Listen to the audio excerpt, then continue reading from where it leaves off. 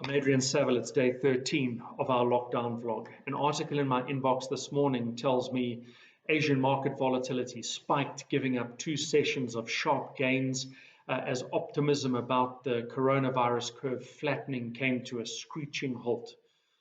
This is the stuff of crisis. Optimism, sharp gains, screeching halts. It urges us to respond, to react. And we've been very good at responding and reacting. Nick Maggiulli's data from Dollars and Data measures total market distance traveled in a month. And what his evidence shows is that through the course of March 2020, the Dow Jones Industrial Average traveled more distance than any other market in history. It has been a stressed and volatile environment.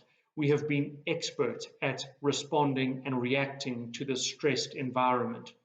South Africa is no exception. Although the experience of March 2020 doesn't tower over previous experiences in quite the same way as the US data, it stands out as the greatest distance traveled by the JSE in a month. So every crisis has different attributes, but every crisis has similarity and at least 2 common attributes. The first is that the crisis will end.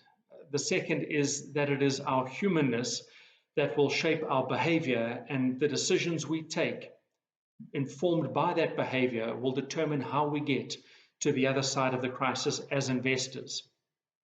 Of course, investor behavior can change. Investor behavior changes as our asset bases grow or shrink. Investors closer to retirement are more anxious about risk and volatility than younger investors. Investors who have been through crises will have different experiences to draw on versus a younger investor who is perhaps experiencing this as their first crisis ever. The one thing that we have in common is that we are human, and our biggest asset is not financial capital, but human capital. And it is that human capital that is going to shape and inform our behavior, our actions, our decisions, our reactions. As an investor, my human capital is shaped by the '87 crash, the Asian crisis, the Russian crisis, Y2K, the Twin Towers, global financial crisis, and now this. And the type of volatility that we've experienced over the course of the past month is the stuff that can whipsaw us from despair to optimism and back to despair in the space of a day.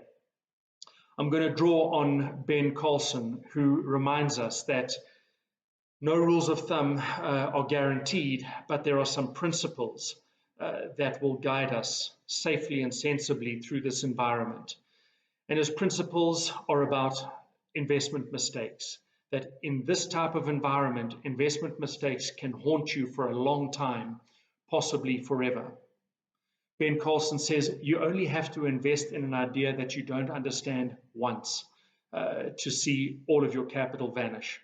You only have to become overconfident in your investment decisions or investment ability once to put all of your capital into an idea that blows up in your hands. It only takes one huge blunder in a bear market to set you back years in terms of your savings and future spending. The flip side, of course, is also true.